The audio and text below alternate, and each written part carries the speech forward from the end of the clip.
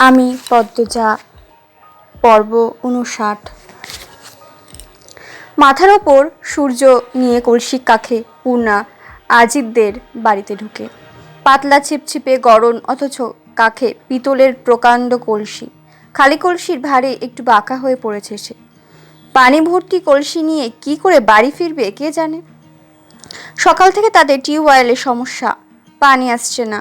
সকালে বাসন্তী আজিতদের বাড়ি থেকে পানি নিয়েছেন, এখন আবার আসতে চেয়েছিলেন, পূর্ণা আসতে দিল না। সে নিজে দায়িত্ব নিয়ে এসেছে। বাসন্তী অনেকবার বলেছেন, এইটুকু শরীর নিয়ে পারবি না। পূর্ণা অহংকার করে বলেছে, আমি পারবো না এমন কিছু নেই, তুমি ঘরে যাও তো। আজিতদের বাড়ির সামনে পুকুর আছে, সেখানে নতুন ঘাট বাঁধানো হয়েছে। ঘাটে গোসল করছে আজিদের বউ আসমানি। মাসেক ৬ আগেই বিয়ে হলো। আসমানির সাথে পূর্ণার অনেকবার কথা হয়েছে। পূর্ণা আসমানিকে দেখেনি। আসমানি পূর্ণাকে দেখে ডাকলো, কি গো পূর্ণা, ফেইরাও চাইলা না, ভাবিরে চোখে পড়ে নাই? পূর্ণা ঘাট গড়িয়ে তাকালো, অপরাধী কণ্ঠে বলল, খেয়াল করিনি ভাবি। পানি নিতে আইছো? আমাদের টিউবওয়েলের। শুনছি খালাম্মার কাছে। একটু বইসো, আমি ডুব দিয়ে আইতাছি। আচ্ছা ভাবি। পূর্ণা মুখে আচ্ছা বলল, সে মনে মনে পরিকল্পনা করে পানি নিয়ে অন্য পথ দিয়ে বাড়িতে চলে যাবে। আসমানি একবার কথা ঝুড়ি নিয়ে বসলে কথা ফুরোই না। পূর্ণা আড্ডাবাজি খুব পছন্দ করে, কিন্তু এখন তার তাড়া আছে, তাড়াতাড়ি ফেরা চায়। দুপুর হয়ে গেছে, পদ্মজাকে এখনও দেখতে যেতে পারেনি সে। গতকাল বিকেলে যে দেখে এলো, তারপর আর খোঁজ মেলেনি। চিন্তায় সারা রাত ঘুম হয়নি পূর্ণার। আজিতদের বাড়ির অঙ্গন শূন্য, ঘরের বাইরে কেউ নেই। পূর্ণা সোজা কলপাড়ে চলে আসে, দ্রুত কল চেপে কলসি পানি ভর্তি করে। তারপর কলসি কাকে তুলতে গিয়ে সমস্যা হয়। তুলতেই বুঝতে পারে সে তুলতে পারছে না। আসমানি গামছা দিয়ে চুল মুছতে মুছতে এগিয়ে আসে। ফর্সা সুন্দর একটা মুখ, নতুন বউ ছাপটা যেন এখনো মুখে লেগে আছে।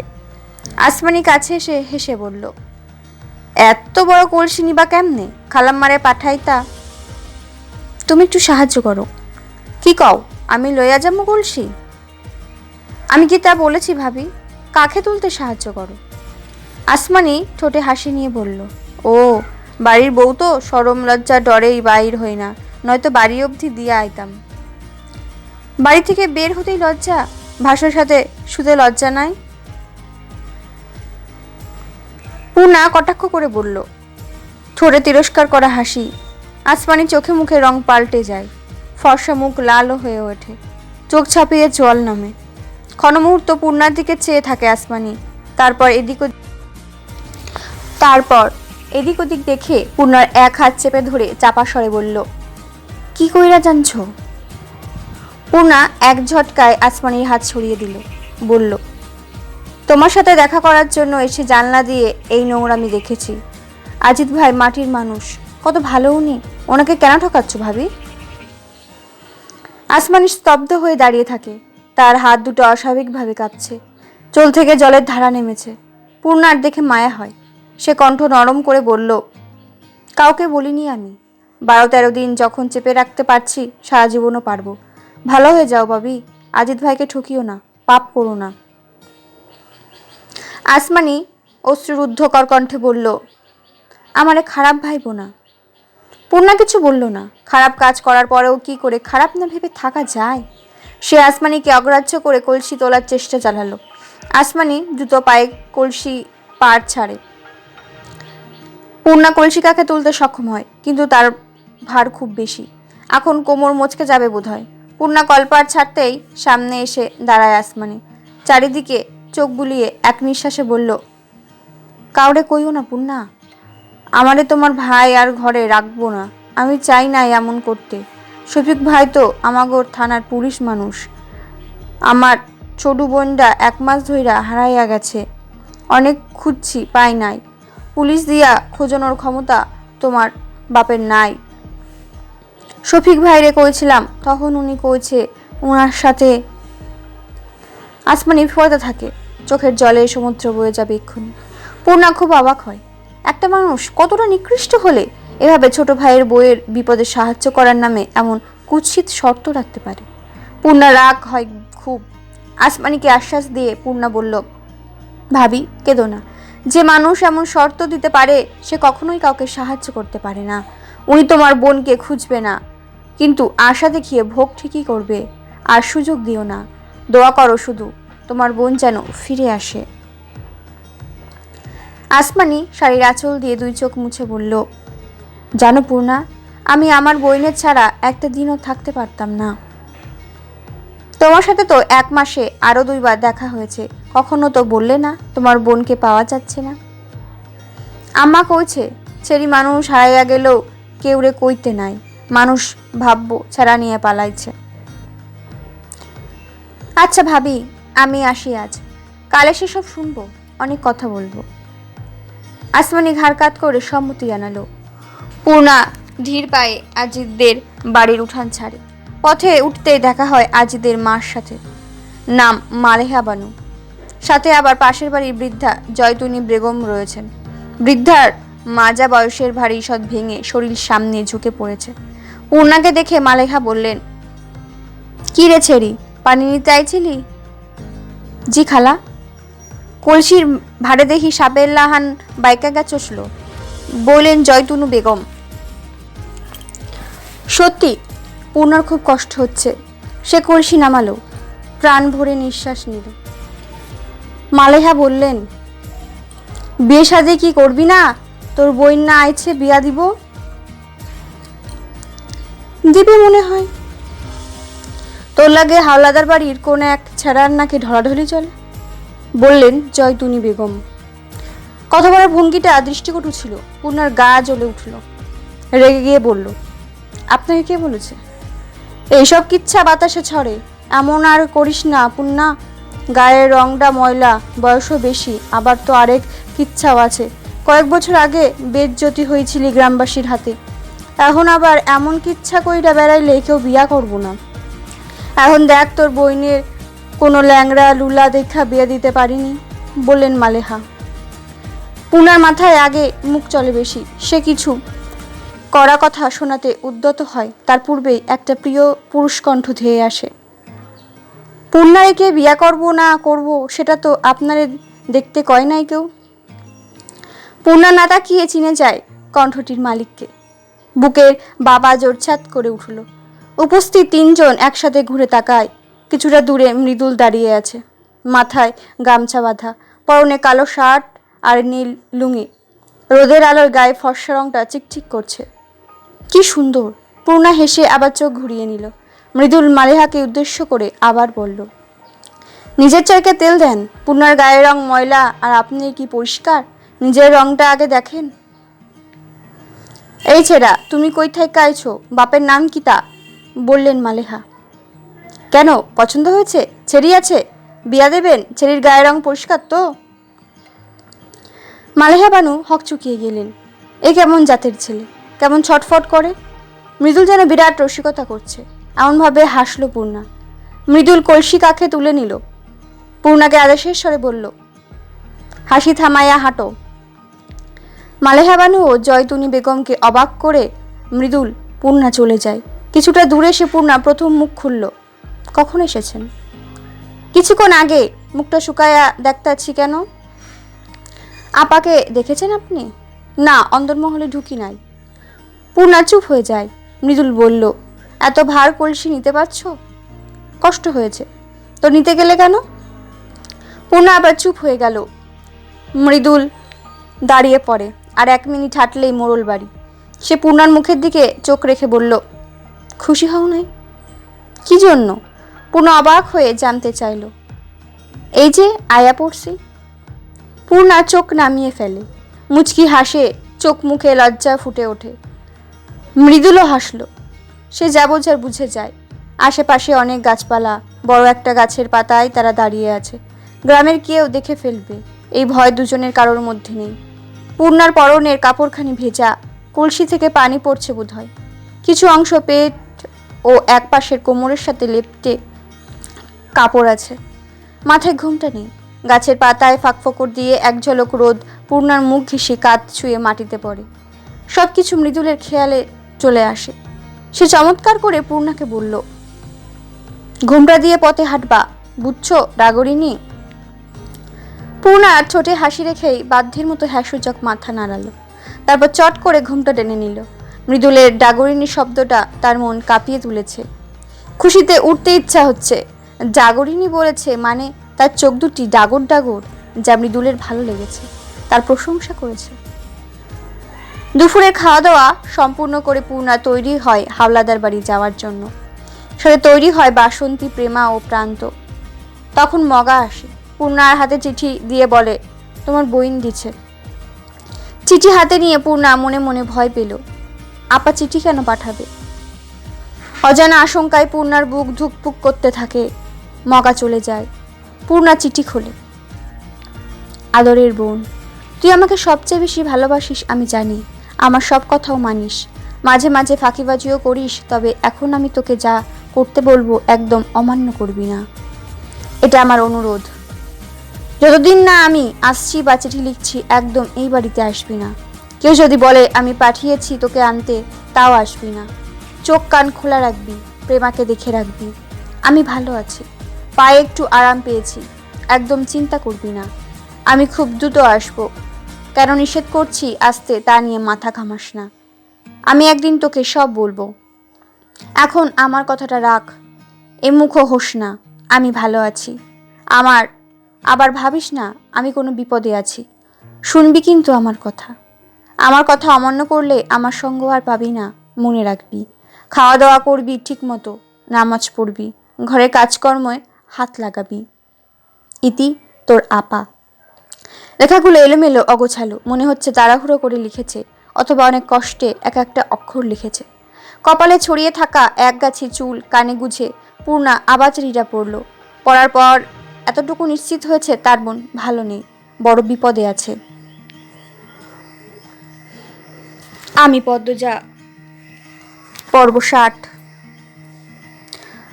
ঘুম ভাঙতেই পদ্মজা হকচকিয়ে যায়। চোখের সামনে সব কালো, কালো রং ব্যতীত কিছু নেই। ঘোর অন্ধকার, কিছু দেখা যাচ্ছে না। পদ্মজার চোখ কষলে আবার তাকায়। না, কিছুই পরিবর্তন হয়নি, সব কিছু কালো। বিকেলে সে বৈঠকখানার সোফায় শুয়ে শুয়ে বই পড়ছিল, তারপর নিজে অজান্তে ঘুমিয়ে পড়ে। আর ঘুম ভাঙতে দেখছে সব অন্ধকার। পদ্মজা অন্ধকারে হাতড়ে বেড়ায় দেওয়ালের সুইচ। তখন সিঁড়ি ভেঙে নেমে আসে একটা আলো। আলোয় ভেসে ওঠে আমিরের মুখ। পদ্মজা দেয়ালে হাত সরিয়ে সেদিকে তাকিয়ে থাকে। আমির পদ্মজার চেয়ে 2 হাত দূরে এসে দাঁড়ালো। তার দৃষ্টি আবেগপ্রবণ। পদ্মজার হৃস্পন্দন থমকে যায়। কাচুমাচু হয়ে প্রশ্ন করলো, আপনি সব বাতি নিভিয়েছেন? আমির জবাব না দিয়ে হাতে থাকা সুন্দর কাচের হারিকেনটি পাশে রাখলো। তারপর পদ্মজা কিছু বুঝে ওঠার আগে পদ্মজাকে কোলে তুলে নিল। পদ্মজা আমতামতা শুরু করে বলতে পারলো, এ এ এ কি কি কি। আমির তাদের নিজস্ব ঘরে নিয়ে আসে পদ্মজাকে। পদ্মজা ঘর দেখে অবাক হয়। ঘরের চারিদিকে অদ্ভুত সুন্দর কাচের ছোট হারিকেন, আর মাঝে এক ঝুড়ি পদ্ম ফুল। সময়টা শরৎকাল। দিনের বেলা শরতের সাদা মেঘ নীল আকাশে পাল তুলে ছবির মতো ঝকঝকে সুন্দর করে তুলে আকাশ। কমে এসেছে যখন তখন বৃষ্টির জ্বালাতন। সময় বিল ঝিল ঝাঁপিয়ে শাপলা আর পদ্ম ফোটার। এত পদ্ম ফুল দেখে মনে হচ্ছে বড় এক বিলের সব পদ্ম ফুল তুলে নিয়ে এসেছে আমির। পদ্মজা প্রশ্ন করার পূর্বে আমির পেছন থেকে 2 হাতে পদ্মজার কোমর জড়িয়ে ধরে বলল, মনে আছে প্রথম রাতে বলেছিলাম একদিন পদ্ম ফুল নিয়ে আমার পদ্মবতীকে সাজাবো? সময়টা নিয়ে এসেছি, দেখো এসে। পদ্মজা ঝুড়ি ভর্তি পদ্ম ফুলগুলোর দিকে তাকায়। তার চোখ দুটি জ্বলে ছলছল করে ওঠে। ঘাড় ঘুরিয়ে আমিরের দিকে চেয়ে আবেগমাখা কণ্ঠে বলল, সে কথাটাও মনে রেখেছেন? উত্তরে আমির হেসেছিল। প্রথম রাতের চেয়ে কোনো অংশে কম সুন্দর ছিল না সেই রাত। পদ্মজা সেজেছিল পদ্ম ফুল দিয়ে, স্বামী যত্ন করে সাজিয়েছিল। সময়টাকে আরো সুন্দর করে তুলতে প্রকৃতি দিয়েছিল মৃদু শীতল বাতাস। জানালা দিয়ে প্রবেশ করা বাতাসের দাপটে পদ্মজার ঘুম ছুটে যায়। সে ধরফরিয়ে উঠে বসে, হাত বাড়িয়ে আমিরকে খোঁজে। নেই, বিছানা খালি। আবার সে পুরনো দিনের আরেকটি সুন্দর মুহূর্ত স্বপ্নে দেখেছে। তার চোখ দুটি জলে ভরে ওঠে। আজ 5 দিন আমি নেই, তার কাছে তার স্বামী নেই, কোনো এক অজানা জায়গায় বন্দী হয়ে আছে। পদ্মজা এক হাতের উল্টো পাশ দিয়ে চোখের জল মুছল, বালিশের ওপর থাকা আমিরের শার্টটা হাতে নিয়ে চুমু খেল। তার চোখ দুটি আবার ভিজে ওঠে। সেদিন রিদওয়ান খলিল মজিদ দ্বারা আহত হওয়ার পর তাকে ওখান থেকে কে এনেছে সে জানে না। চোখ খুলে ফরিনাকে দেখেছিল, তিনি ডুকরে কাঁদছেন আর চোখের জল মুছছেন। লতিফাকে জিজ্ঞেস করে পদ্মজা জানতে পারে সময়টা দুপুর। সর্বাঙ্গে তখন বিষধর ব্যথা, ওঠার শক্তিটুকু নেই, গলার ব্যথা একটু বেশি ছিল। প্রথম তার মাথায় আসে আমিরের কথা। রাতের ঘটনা মনে পড়তেই বুঝে যায় এভাবে সে এদের সাথে পারবে না। তাকে তার মায়ের মতো শান্ত হতে হবে, সময় সুযোগ বুঝে কাজ করতে হবে। ফরিনা আদর করে খাইয়ে দেন। তিনি পদ্মজার ওপর করা নির্মম অত্যাচার আটকাতে পারেননি বলে বারবার ক্ষমা চেয়েছেন। তিনি নাকি চেষ্টা করেছিলেন, কীরকম চেষ্টা করেছেন সেটা বলেননি। পদ্মজা জিজ্ঞাসাও করেনি। এরপর পদ্মজা কাপা হাতে পূর্ণাকে চিঠি লিখে ফরিনার হাতে দেন, তিনি যেন মগাকে দিয়ে দেন। তারপরেও দিনগুলো চুপচাপ কাটিয়ে দেয় পদ্মজা। আমিরের শোকে ভেতরে ভেতরে ঝড় বইলেও সামনে সে নিশ্চুপ থেকেছে। সুস্থ হওয়াটা আসল, নয়তো কাজের কাজ কিছুই হবে না। উল্টো নর্দমার কীটগুলোর হাতে মরতে হবে। আমিরের জন্য দোয়ায় 2 হাত তুলে অঝরে কেঁদেছে যেন আমির ভালো থাকে আর তার কাছে ফিরে আসে। খুব মনে পড়ে মানুষটাকে, হাত পা ছড়িয়ে কাঁদতে ইচ্ছা করে পদ্মজার। পদ্মজা আমিরের শার্ট বুকে জড়িয়ে ধরে ফুঁপিয়ে উঠল। ফরিনা এসে দাঁড়ায় দরজার সামনে। কেউ একজন দরজার সামনে দাঁড়িয়ে আছে খেয়াল হতেই পদ্মজা হাতের উল্টো পাশ দিয়ে চোখের জল মুছে তাকালো। ফরিনা ঘরে প্রবেশ করেন, গায়ে সাদা খয়েরি মিশ্রণের শাল। পদ্মজা আমিরের শার্ট বালিশের ওপর রেখে বলল, আছরের আজান পড়ছে আম্মা? মৃদুল অন্দরমহলে সদর দরজায় দাঁড়িয়ে চেঁচাচ্ছে। তাকে মদন কিছুতেই অন্দরমহলে ঢুকতে দিচ্ছে না। গত 4 দিন ধরে সে চেষ্টা করছে অন্দরমহলে ঢোকার। গত 3 দিন ভুড়িওয়ালা একজন ঢুকতে দিত না, এখন দিচ্ছে না মদন। মাথায় ব্যান্ডেজ দিয়ে সে মৃদুলের সাথে তর্ক করছে। মৃদুল বলছে, দুলা ভাই ঢুকতে দেন কইতাছি, সমস্যা কি তা ঢুকলে? সেটাই তো বুঝতেছি না। দেখো মৃদুল মিয়া, এইটা আমার কথা না, মজিদ চাচার কথা। উনি কইছে বাড়ির ভিতরে নতুন কেউ ঢুকতে না দিতে। আমি কি আত্মীয় নাকি? আমার সাথে এমন কথা কইতাছ কেন? আগে তো ঠিকই ঢুকতা দিতা, এখন দাও না কেন? এটা তো আমি জানি না। সরেন কইতাছি, নইলে ওই যে গাছের মোড়াটা ওইটা দিয়ে আবার মাথাটা ফাটাইয়া দিব। একেবারে মারছে আপা, এখন আমি মারাম। সেইটাই করো, তবুও আমি চাচার কথা অমান্য করতে পারতাম না। আমার কিন্তু কইলাম রাগ উঠতাছে, মাটির তলায় গাড়াইলামু। মিয়া ভাই তুমি আমারে যা ইচ্ছা কইরা লাও, আমি। মৃদুলের মাথা বরাবরই চড়া, হুট করে খুন করার মতো রাগ চেপে যায় মাথায়। সে মদনের গলা চেপে ধরে। মদন কাঁদতে থাকলো। আলো কান্না শুরু করে। আলোর কান্না শুনে খলিল বেরিয়ে আসেন ঘর থেকে। সদর দরজার সামনে এমন দৃশ্য দেখে দৌড়ে আসেন। মৃদুলকে ধাক্কা দিয়ে দূরে সরিয়ে দেন, হুঙ্কার ছাড়েন, তোমার এত সাহস কেমনে হয়েছে আমার জামাইয়ের গলা চাইপা ধরো? মৃদুলের নাক লাল হয়ে গেছে রাগে। সে নিজেকে নিয়ন্ত্রণ করার চেষ্টা করে। রাগে মেজাজ নিয়ে 2 হাত দিয়ে চুল ঠিক করতে করতে বলল, আপনার জামাই আমার ভিতরে ঢুকতে দেয় না। তুমি মেহমান মানুষ, আলোক ঘরে থাকবা, এখানে কি দরকার? এই নিয়ম কবে করছেন আপনারা? আগের বার যখন ছিলাম তখন তো ঠিকই ঢুকতে দিছেন। এখন আর দুহন যাইব না, এইটা অন্দরমহল, বাড়ির বউ ছেড়িদের জায়গা। সত্যি কইরা কন তো, বাড়ির ভিতরে কি চলে? খলিলের মেজাজ বিগড়ে যাচ্ছে। ইচ্ছে হচ্ছে অশুভ ছেলেটার কানের নিচে কয়টা দিয়ে দিতে। তিনি কটাক্ষ করে মৃদুলকে বললেন, নিজের বাড়ি রাইখা এখানে পইরা রইছ কেন? মানুষের অন্ন নষ্ট করতেছ, নিজের বাড়িতে যাও। অপমানে মৃদুল বাক্যহীন হয়ে পড়ে। সে ক্ষণকাল কথা বলতে পারে না। তার আপন ফুফা এমন কথা বলল। ক্ষণমুহূর্তর পর সে জ্বলে ওঠে, বলল, আপনার বাড়ির ওপর থুতু মারি। আমি ব্যাঢামিয়া বংশের ছাড়া, 100 বিঘার মালিক আমি একাই। আপনার অন্যের ঠেকা পড়ে নাই আমার। আমার বাড়ি তো কামলায় আছে 10-12 জন। আমি কাইলি চলে যাই বাড়িতে। মৃদুলের আর এক মুহূর্ত এখানে দাঁড়াতে ইচ্ছা করছে না। সে ঘুরে দাঁড়ায়। কাছে একটা বিরাট পাতিল ছিল, কোনো কাজে হয়তো বের হয়েছে। সে পাতিলের জোরে লাথি মেরে হনহন করে চলে যায়। পূর্ণা তার বোনের খবর নিয়ে দিতে বলেছে বলেই সে বারবার অন্তর্মহলে ঢোকার চেষ্টা করেছে। নয়তো মৃদুলের কেউ একবার কোনো ব্যাপার না করলে সে দ্বিতীয়বারের মতো সেখানে ফিরেও তাকায় না। পদ্মজার কথার জবাব দিলেন না ফরিনা। তিনি পদ্মজার পাশে গিয়ে বসলেন। পেছনে রিনু আসে, হাতে খাবারের প্লেট। 3 বেলা ফরিনাই খাইয়ে দিচ্ছেন, যত্ন নিচ্ছেন পদ্মজার। মায়ের চেয়ে কোনো অংশে কম করছেন না। তবু এই মানুষটা কোন কারণে সেদিন তার চিৎকার শুনেও বাঁচাতে যায়নি। ফরিনা প্লেট হাতে নিতেই পদ্মজা বলল, আমি এখন মোটামুটি ভালোই আছি আম্মা, আমি খেয়ে নিতে পারবো, হাঁটতেও তো পারি। পদ্মজার এক কথায় খাবারের প্লেট পদ্মজার হাতে তুলে দিলেন ফরিনা, আর রিনুকে চলে যেতে বললেন। পদ্মজা চুপচাপ খেয়ে নেয়। তার খেতে ইচ্ছা করে না একদমই, কিন্তু সামনে যুদ্ধটার জন্য তার খেতেই হবে। তাকে সুস্থ থাকতে হবে। সুস্থতা ছাড়া যুদ্ধে সফল হওয়া সম্ভব নয়। যতক্ষণ পদ্মজা খেলো ততক্ষণ ফরিনা পাশে বসে থাকলেন। খাওয়া শেষ হওয়ার পর পদ্মজা ফরিনাকে বলল, আব্বাকে খুব ভয় পান আম্মা? ফরিনা স্বাভাবিকভাবে জবাব দিলেন, সব বউরাই স্বামীরে ডরায়। না, আপনি একটু বেশি ভয় পান, জমের মতো। কবিরাজের দেওয়া ঔষধটি খাও এখন। আপনি কথা এড়িয়ে যাচ্ছেন আম্মা। আচ্ছা, ঔষধ দেন আগে। ফরিনা আলমারি খুলে ঔষধ বের করলেন, তারপর এগিয়ে দিলেন পদ্মজার কাছে। পদ্মজা ঔষধ খেয়ে বলল, কবিরা জানার অনুমতি ওরা দিয়েছিল ভেবে আমি অবাক হয়েছি আম্মা। ওরা কেন চায় আমি সুস্থ থাকি? ফরিনা কিছু বললেন না। পদ্মজা ফরিনার মুখের দিকে চেয়ে থাকে। মানুষটার আয়ু কি শেষের পথে? কেমন যেন মৃত মৃত মুখের ছাপ। চোখ বুঝলে মনে হবে অনেক দিনের উপোস করে মারা গিয়েছেন।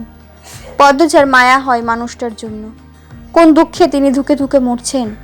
পদ্মজা বিছানা থেকে নেমে এসে ফরিনার সামনে দাঁড়ালো, বলল, আম্মা, আপনি আমাকে নিজের মেয়ে ভেবে একটা আবদার রাখবেন? তুমি তো আমার ছেড়েই, তাহলে আবদার রাখবেন? রাখাম। ফরিনার শুষ্ক চোখ, অথচ গলা ভেজা মনে হলো। পদ্মজা বলল, তাহলে আপনার সব গোপন কথা আমাকে বলুন, যা ভেবে ভেবে আপনি কষ্ট পান।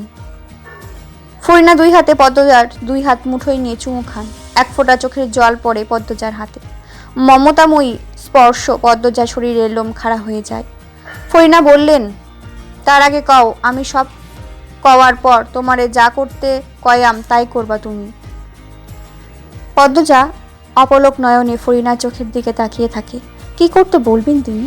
যদি সে সেটা করতে না পারে, সম্ভব না হয়? পদ্মজা বলল, আপনি যা বলবেন আমাকে, তার সাথে যদি যা করতে বলাটা মানানসই হয়, যুক্তিগত হয়, আমি তাই করব আম্মা। ফরিনা চোখের জল মোছেন, তারপর বললেন, আমি বাবুর বাপরে দেখা আইতাছি, তুমি শুইয়া থাকো। কথা শেষ করেই ফরিনা দ্রুত পায়ে বেরিয়ে যান। পদ্মজার মাঝে উত্তেজনা কাজ করছে। সে জানে না সে কি শুনতে চলেছে, তবে সেটা কোনো সাধারণ ঘটনা বা কথা হবে না, এটা নিশ্চিত। সে ঘরে পায়চারি করতে করতে জানালার ধারে আসে। দেখতে পায় রিদওয়ানকে হাতে একটা পলিথিন নিয়ে জঙ্গল থেকে বেরিয়ে আসছে। এই জঙ্গলের মাঝেই তো আছে তালাবদ্ধ রহস্য জাল, যার চাবি বোধহয় তার কাছে আছে। আলমগীরের দেয়া চাবিটাকে পদ্মজার কোনো তালাবদ্ধ রহস্য জালের চাবি মনে হয়। রিদওয়ান গত দিনগুলোতে 3-4 বার তাকে দেখতে এসেছে, কিন্তু কিছু বলেনি। রিদওয়ানের মতিগতি বোঝা যায় না, অদ্ভুত সে। রিদওয়ানকে দেখলে পদ্মজার শরীর রাগে কাঁপে। বেশ কিছুক্ষণ পর পায়ের শব্দ আসে কানে। পদ্মজা শুনে মনে হচ্ছে পুরুষের পায়ের শব্দ। পদ্মজা দ্রুত এসে বিছানায় এক কোণে বসে। যে কোণে ছুরি রাখা আছে ঘরে প্রবেশ করে রিদওয়ান। পদ্মজাকে দেখে লম্বা করে হেসে বলল, তারপর বলো, কেমন আছো? পদ্মজার থেকে জবাব না পেয়ে রিদওয়ান আবার প্রশ্ন করল, সুস্থ আছো তো? পদ্মজা সাড়া দিল না। রিদওয়ান চেয়ার টেনে বসলো, বলল, তোমাকে এত চুপচাপ দেখে অবাক হচ্ছি, কি পরিকল্পনা করছো বলো তো? পদ্মজা তীক্ষ্ণ দৃষ্টি দিয়ে তাকালো, বলল, কাপুরুষ বোধ হয় আপনার মতো মানুষকেই বলা হয়। রিদওয়ানের ঠোঁটের হাসি মিলিয়ে যায়, চোয়াল শক্ত হয়ে আসে। তারপর হুট করে হেসে দিল, বলল, কাপুরুষের কি করেছি? স্বামীর অবর্তমানে যার স্ত্রীর গায়ে হাত তুলেছেন, আবার সেই স্ত্রী অসুস্থ ছিল, এমন তো কাপুরুষেরাই করে। এত কথা না বলে চুপচাপ যা বলি শোনো। আমির আমাদের ব্যাপারে অনেক নাক গলিয়েছে, অনেক সমস্যা করেছে, তবুও আমরা আমিরকে এক শর্তে ফিরিয়ে দেব, তুমি যদি সে শর্ত মানো। কি শর্ত? তুমি আমিরকে নিয়ে ঢাকা চলে যাবে, কখনো অলন্দপুরে ফিরবে না। যদি না মানি? অবুঝের মতো প্রশ্ন করতে বলিনি, শর্ত দিয়েছি, মানা না মানা তোমার ব্যাপার। আপনারা আমাকে ভয় পাচ্ছেন কেন? রিদওয়ান হাসল। পদ্মজা বলল, সেদিন মেরে আধমরা করেছেন, এবার একদম মেরে দিন, তাহলে আপনাদের সমস্যা শেষ। বেহুদা আমাদের মুক্তি দিয়ে ভেজাল কেন বাড়াচ্ছেন? ঢাকা ফিরে গিয়ে পুলিশ নিয়েও তো আসতে পারি। রিদওয়ান বিরক্তিতে চসূচক উচ্চারণ করে বলল, তোমাকে মারা যাবে না। আমাকে দিয়ে আপনাদের কি কাজ হবে যে মারা যাবে না? এত প্রশ্ন কেন করছো? মনে আসছে তাই? রিদওয়ান রাগে উত্তেজিত হয়ে পড়েছে। তুমি শর্তে রাজি নাকি না? আগে বলুন, কার কাজে আমি লাগবো, কার খাতিরে আমাকে মারা যাবে না? তুমি শর্তে রাজি নাকি সেটা বলো। এই যে আমার পাঞ্জাবিতে তাজা লাল দাগটা দেখছো, কিন্তু এটা রক্তের, এই রক্তটা আমিরের। পদ্মজার চোখ দুটি জ্বলে ওঠে। এমনিতেই এই হিংস্র মানুষটার হাসি কথা তার গা জ্বলিয়ে দিচ্ছে, তার উপরে তার স্বামীর রক্ত দেখাচ্ছে রিদওয়ান। পদ্মজা উঁচু গলায় প্রশ্ন করলো, ওনাকে জঙ্গলে রেখেছেন তাই না? শর্তে রাজি তুমি? না। তোমাকে তো আমি। রিদওয়ান রেগে তেড়ে আসে। পদ্মজা পাশের টেবিল থেকে ঔষধের কাচের বোতল নিয়ে রিদওয়ানের মাথায় আঘাত করে। রিদওয়ান আকস্মিক আক্রমণে বিছানায় পড়ে যায়। পদ্মজা দ্রুততার সাথে ছুরি হাতে নেয়। রিদওয়ান বিছানায় পড়া 2 সেকেন্ডের মধ্যে তার পিঠে ছুরি দিয়ে হ্যাচকা টান মারে।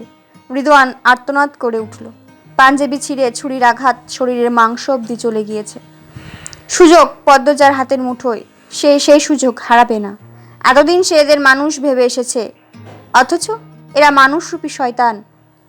আর শয়তানকে বুঝে শুনে নয়, ইচ্ছামতো আঘাত করা উচিত। পদ্মজা দ্রুত কাঠের চেয়ার তুলে নেয় হাতে, শরীরের সব শক্তি দিয়ে বাড়ি মারে রিদওয়ানের মাথায়। রিদওয়ানের কানের পাশ দিয়ে রক্তের ধারা নামে, নিস্তেজ হয়ে পড়ে তার শরীর। পদ্মজা হিংস্র বাঘিনীর মতো হাঁপাতে থাকে। মিনিট 2 পর শাড়ির আঁচলে মেঝে থেকে তুলে বুকে জড়িয়ে নেয়। হুট করে যেন শান্ত সমুদ্র গর্জন তুলে লণ্ডভণ্ড করে দিয়েছে চারপাশ।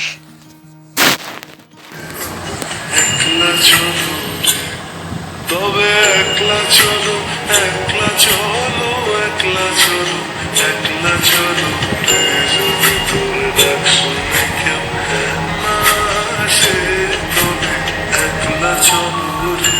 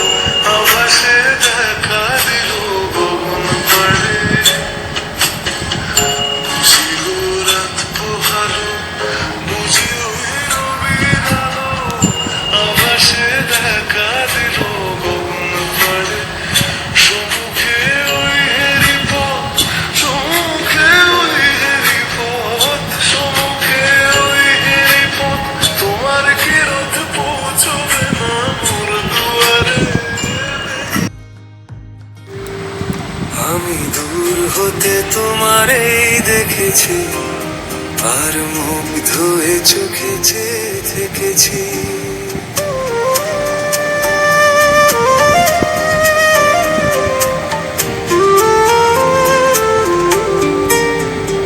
আমি দূর হতে তোমারেই দেখেছি, আর মুগ্ধ হয়ে চোখে চেয়ে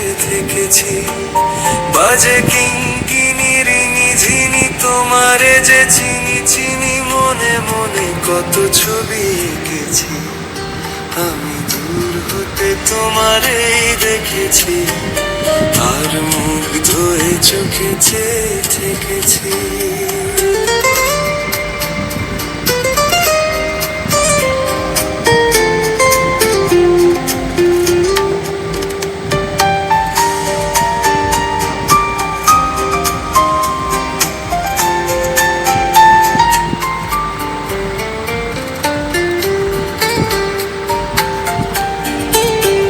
ছিল ভাবে ভরা দুটি আঁখি চঞ্চল, তুমি বাতাসে উড়ালে ভীরু অঞ্চল।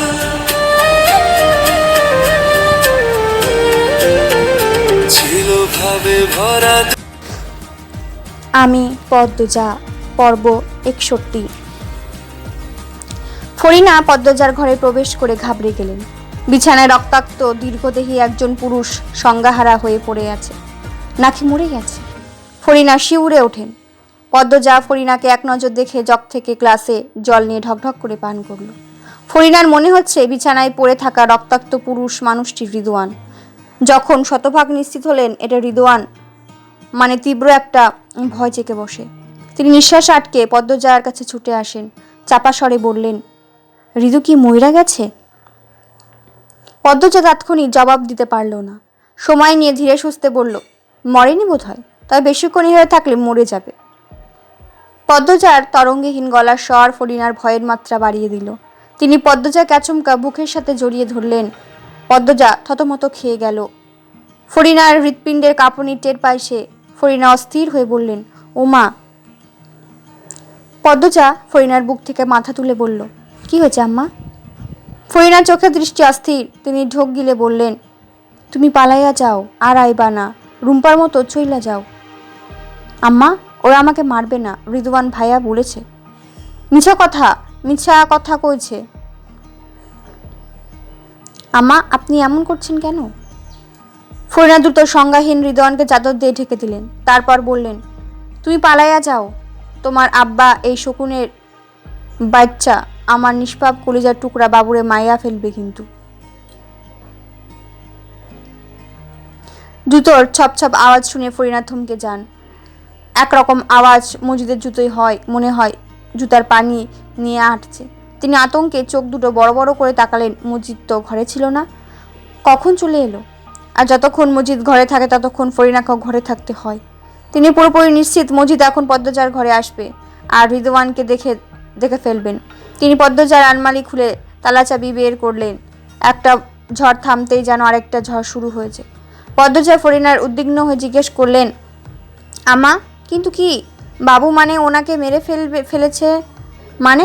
আপনি কিভাবে জানেন আম্মা? ফরিনা নিজের এক হাত পদ্মজার হাত শক্ত করে চেপে ধরেন। তারপর দৌড়ে বেরিয়ে যান ঘর থেকে। বারান্দায় পা রাখতেই মসজিদের সাথে দেখা হয়। ফরিনা মসজিদের উপস্থিতি অগ্রাহ্য করে পদ্মজাকে টেনে নিয়ে যায় 3 তলায়। মজিদ হতভম্ব হয়ে গেলেন ঘটনাটা। পদ্মজা বারবার জিজ্ঞেস করেন ফরিনাকে, আম্মা, আপনি এটা কি বললেন? আমার বুক কাঁপছে। আম্মা, কোথায় যাচ্ছেন? মজিদ পদ্মজার ঘরে উকি দিলেন। তার তীক্ষ্ণ চোখের দৃষ্টি বিছানার ওপর রিদওয়ানকে দেখতে না পেলেও রিদওয়ানের পা জোড়া চোখে পড়ে যায়। তিনি হন্তহন্ত হয়ে ঘরে ঢুকলেন। চাদর সরিয়ে রিদওয়ানকে দেখে আটকে উঠলেন। এদিকে ফরিনা পদ্মজাকে ঠেলে একটা ঘরে ঢুকিয়ে দেন। ঘরে দরজাটা লোহার। পদ্মজা ধাক্কা খেয়ে ঘরের মধ্যিখানে পড়ে। সে মেঝে থেকে উঠতে উঠতে ফরিনা বাইরে থেকে দরজায় তালা লাগিয়ে দিলেন। পদ্মজা আচমকা ঘটনার হতবুদ্ধি হয়ে পড়েছে। তার মাথায় বারবার বাজছে, তোমার আব্বা ওই শকুনের বাচ্চা আমার নিষ্পাপ কলজার টুকরা বাবুরে মায়েরা ফেলছে। পদ্মজা 2 হাত মুখে চেপে ধরে। মনে হচ্ছে তার দম বন্ধ হয়ে আসছে, এক্ষুনি মারা যাবে। বুকে রক্তক্ষরণ হচ্ছে। ফরিনা বলেছিলেন সম্পত্তির জন্য হলেও আমিরকে ওরা জানে মারবে না। এজন্যই পদ্মজা ধৈর্য ধরে 5টি দিন কাটতে পেরেছে। ভেবেছিল শরীরের একটু শক্তি জমিয়ে তারপর সে তার স্বামীকে খুঁজে বের করবে। কিন্তু একটু আগে ফরিনা যা বলেছেন তাতে পদ্মজার কলিজা ফেটে যাচ্ছে। রিদওয়ান শর্ত দিয়েছিল পদ্মজা ঢাকা চলে গেলে আমিরকে ছেড়ে দিবে।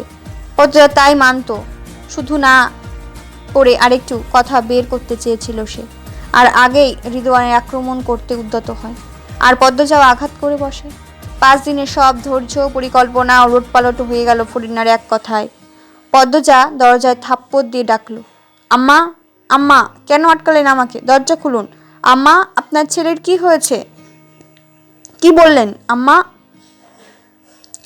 ফরিনা হাতের চাবিটা দূরে ছুঁড়ে ফেললেন। সিঁড়িতে শব্দ হচ্ছে, দপদপ। তিনি নিজের হাতের দিকে তাকিয়ে দেখেন অস্বাভাবিক হাত কাঁপছে, কাঁপছে পা। মজিদ, খলিল একসাথে উঠে আসে, ফরিনার সামনে এসে দাঁড়ায়। ফরিনা ভয়ে জমে গেছেন। মজিদের চেহারা ক্ষুব্ধ।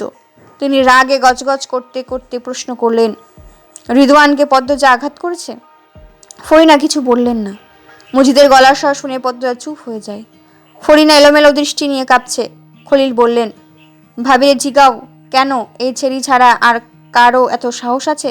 এই ছেড়ি এই ঘরের ভিতর। ফরিনা দরজার সাথে লেপ্টে দাঁড়িয়ে আছেন। খলিলের প্রশ্ন শুনে আরো শক্ত হয়ে দাঁড়ালেন। মজিদ ফরিনাকে ধাক্কা দিয়ে সরিয়ে দেন। দরজায় তালা। তখনই পদ্মজা দরজায় থাপ্পড় দিতে ডাকলো, আম্মা, আম্মা, দরজা খুলুন, কি হচ্ছে ওখানে? মজিদের ক্ষুদ্র চেহারা আরো ভয়ঙ্কর হয়ে ওঠে। তিনি ফরিনার কাছে চাবি চাইলেন। চাবি দাও। কি বলছি কানে যায় না? চাবি দাও। ফরিনা আমতা আমতা করে বলল, নাই। মজিদ ফরিনার মুখ চেপে ধরেন, তারপর চাপা স্বরে বললেন, চাবি দাও। ফরিনা তাও বললেন, চাবি নেই। মজিদ আরও একবার বললেন, চাবি দাও বলছি। শাড়ির কোন ভাঁজে লুকিয়ে রেখেছ? চাবি নাই, চাবি নাই আমার কাছে, গলা উঁচিয়ে বললেন ফরিনা। খলিল দরজায় জোরে কয়টা লাথি দিলেন। তালা ভাঙার চেষ্টা করলেন। দুপদাপ শব্দ, সেই সাথে পদ্মজাকে উদ্দেশ্য করে নোংরা গালি। খলিলের মুখের ভাষা শুনে পদ্মজার কান ঝাঁঝা করে উঠল। ঘৃণায় চোখ মুখ কুচকে যায়। ফরিনার উচ্চ বাক্য শুনে মজিদ হাওলাদার রাগে কাঁপতে থাকলেন। ফরিনার এত সাহস কবে হলো? তিনি ফরিনার শরীরের হাতড়ে চাবি খুঁজতে খুঁজতে বললেন, চাবি কোথায় রেখেছ? জলদি বলো, নয়তো এরপর যা হবে ভালো হবে না। ফরিনা শরীর কাঁপছে ভয়ে। তিনি জানেন এই মুহূর্তে তিনি খুন হয়ে যেতেও পারেন, তবুও চাবি দিবেন না, নয়তো ওরা পদ্মজাকে খুন করে ফেলবে। ওরা পারে না এমন কিছুই নেই। মজিদের নিষ্কৃষ্ট অনেক কাজের সাক্ষী তিনি। এই মানুষটা তার জীবনের জাহান্নাম। মজিদ রাগে জ্ঞান হুঁশ হারিয়ে ফেলে। ফরিনা কিছুতেই কথা মানছে না বলে ছোট ভাইয়ের সামনে ফরিনার শাড়ি টেনে খুলে ফেললেন তিনি, আর বললেন, চাবি কোন চিপায় রাখছো বলো, নয়তো মেরে পুঁতে রাখবো। ফরিনা টু শব্দ করলেন না। খলিলের সামনে যুবতীকালে তাকে বিবস্ত্র করেও মজিদ মেরেছে। সম্মান ইজ্জত কবেই হারিয়ে গেছে, নতুন করে হারানোর কিছু নেই। বয়সও অনেক হয়েছে, তবে এদের শিকার পদ্মজাকে হাতে দিবেন না কিছুতেই। মজিদ কোনোভাবে ফরিনার কাছ থেকে চাবি উদ্ধার করতে পারেননি। এদিকে রিদওয়ানের অবস্থা খারাপের দিকে। খলিল দ্রুত নিচে চলে গেলেন। মজিদ ফরিনাকে মেঝেতে ফেলে ইচ্ছা মতো লাথি থাপ্পড় দেন, সাথে বিশ্রী গালিগালাজ। চারপাশ ফরিনার কান্নায় ভারী হয়ে ওঠে। ফরিনার কান্নার স্বর পদ্মজার কানে আসতেই সে চিৎকার করে বলল, আব্বা, আমাকে মারবেন না আব্বা, দোহাই লাগে, আমার লাশের মতো হয়ে গেছে আব্বা, আমাকে মারবেন না, আমাকে মারেন আব্বা। আম্মা, আপনি দরজা খুলুন। আম্মাকে এভাবে কেন মারছেন আব্বা?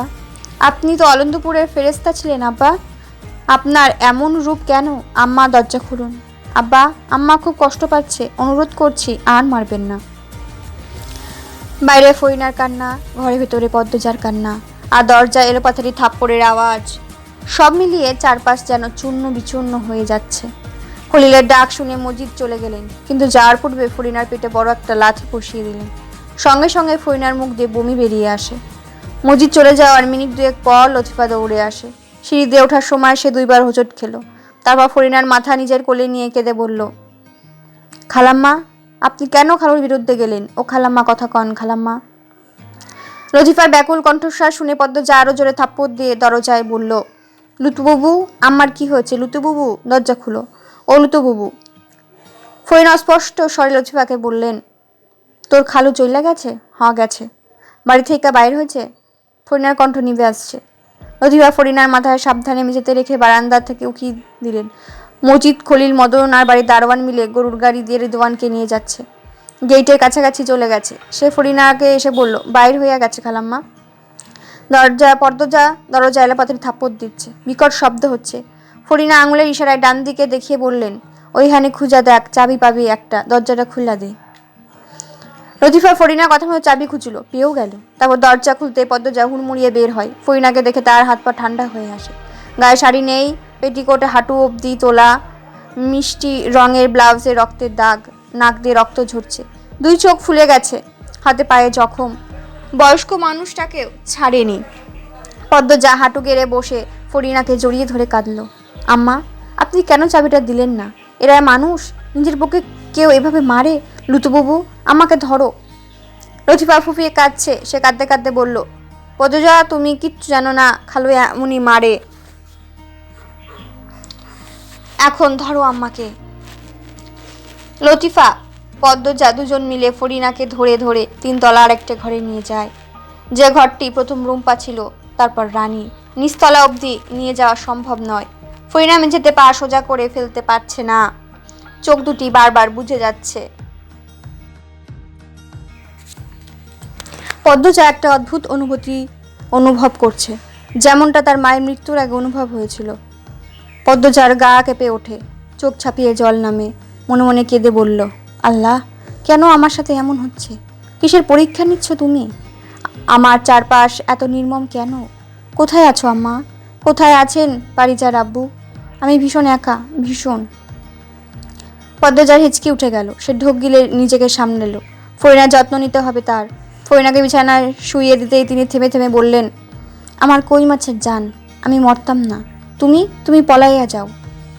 আম্মা, আপনি আমাকে ছেড়ে কোথাও যাবেন না। লুতুবাবু, হালকা গরম পানি আর আমার ঘরের আলমারির ডান পাশে ড্রয়ার থেকে স্যাভলন আর তুলো নিয়ে আসো। পদ্মজার আদেশ পাওয়া মাত্র লতিফা বেরিয়ে গেল। ফরিনা করুণ চোখে পদ্মজার দিকে চেয়ে বলল, কান্দো ক্যারে? কান্দো না। পদ্মজার সুন্দর 2টি চোখ জলের পুকুর। বিরতিহীনভাবে পানি গড়িয়ে পড়ছে গলায়, বুকে। সে ফরিনার এক হাতে কপাল ঠেকে হতাশ হয়ে ব্যর্থ কণ্ঠে বলল, আম্মা, আমি কি করব? যখনই ভাবি এবার সব ঠিক হয়ে যাবে, তখনই ভয়ঙ্কর সব ঘটনার সম্মুখীন হতে হয়। আমি আর পারছি না, এত খারাপ পরিবেশ আমি আর নিতে পারছি না আম্মা। নিজেকে কিছুক্ষণ আগেও শক্তিমান মনে হয়েছে আমি চাইলে সব পারবো, কিন্তু এখন খুব দুর্বল মনে হচ্ছে। আমি ওদের বিরুদ্ধে পেরে উঠছি না। আপনি ভালো হয়ে উঠুন আম্মা, আপনার ছেলে কি সত্যি? পদ্মজা তাকিয়ে দেখলো ফরিনা চোখ বোঝা অবস্থায় আছে। পদ্মজার বুক ছাট করে উঠল। সে ফরিনা নাকের কাছে হাত দিয়ে পরীক্ষা করলো, নিঃশ্বাস নিচ্ছে নাকি। নিঃশ্বাস নিচ্ছে। সেই সময় লতিফা সাবলম তুলো আর হালকা গরম পানি নিয়ে ঘরে প্রবেশ করলো। ফরিনা ঘুমোচ্ছেন, কথা বলার অবস্থায় নেই। পদ্মজার গায়ে ঘা হয়েছে। 5 দিনে কি ছেঁড়া কাটা ভালো হয়?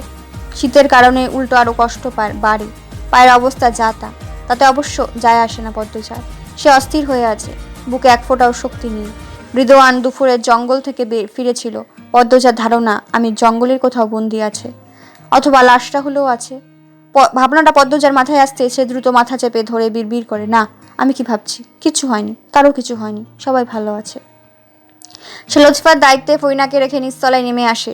সাথে ছুরি রামদা নিয়েছে। আজ খোপা করেনি, বেনি করেছে। বাড়িতে কোনো পুরুষ নেই, সব হাসপাতালে। ওরা ফিরলে সে আর আস্ত থাকবে না। তার আগেই আমিরের বের করতে হবে, সেই সাথে লুকানো গুপ্ত রহস্য। সদর ঘরে আমিনা ছিলেন, তিনি আলোকে খিচুড়ি খাওয়াচ্ছেন, নির্বিকার ভঙ্গি। কোনো তাড়া নেই, চিন্তা নেই। রিদওয়ানের অবস্থা কি দেখেনি? এই মানুষটা শুধু রানীর জন্যই কাঁদেন, আর কারোর জন্য না। কিন্তু কেন? পরিবারের সবার সাথে দূরত্ব বজায় রাখেন, যদিও কথা বলেন তা অহংকারী, কটু কথা। পদ্মজা বেরিয়ে পড়ে। সন্ধ্যার নামাজ পড়েই বেরিয়েছে। আর জঙ্গলে মরবে, নয়তো আগামীকাল এই বাড়ির পুরুষগুলোর হাতে। সে মনে মনে মৃত্যু মেনে নিয়েছে। ধীর পায়ে হেঁটে জঙ্গলে ঢোকে। বোনদের খুব মনে পড়ছে। সে মারা গেলে ওদের কি হবে? খুব কি কাঁদবে? কাঁদতে কাঁদতে জ্বর উঠে যাবে বোধহয়। পূর্ণার তো খুব কান্নার পর জ্বর হয়। প্রেমা নিজেকে সামলাতে পারবে। এসব ভাবতে ভাবতে একসময় পদ্মজা মানুষের উপস্থিতি টের পেল। ফিসফিসিয়ে কাছে কোথাও কেউ কথা বলছে। পদ্মজা এখনো ভালো করে জঙ্গলের গভীরে প্রবেশ করেনি। সে হিজল গাছের আড়ালে লুকিয়ে পড়ে। আস্তে আস্তে 2টি মানুষ চোখের পর্দায় ভেসে ওঠে। তারা জঙ্গলে পশ্চিম দিক থেকে এসেছে, স্পষ্ট তাদের মুখ। জঙ্গল থেকে বেরিয়ে অন্দরমহলের পেছনে গিয়ে দাঁড়ালো তারা। একটা মুখ চিনতে পারলো পদ্মজা, মৃদুলের হাতে টর্চ। সেই টর্চের আলোতে পাশের জনের হাত ভেসে ওঠে। এক হাতে লাল তাজা রক্ত, অন্য হাতে রামদা। পদ্মজা শিউরে ওঠে, ঘামতে থাকলো। উত্তেজনায় তার হৃৎপিণ্ড ফেটে যাওয়ার উপক্রম, গলা শুকিয়ে কাঠ। মৃদুল কিছু একটা বলে, উত্তরে আগন্তুক কিছু একটা বলে। ঝাপসা আলোয় মৃদুলের সাথে লোকটার দেহ আর চুল স্পষ্ট হয়। লম্বা শরীর, মাথায় ঝাঁকড়া চুল, চারপাশ থমকে যায়। পদ্মজার শরীর বেয়ে যেন মুহূর্তে শীতল কিছু একটা ছুটে যায়। সে বিস্ময়ে ঘোর কাটতে পারছে না।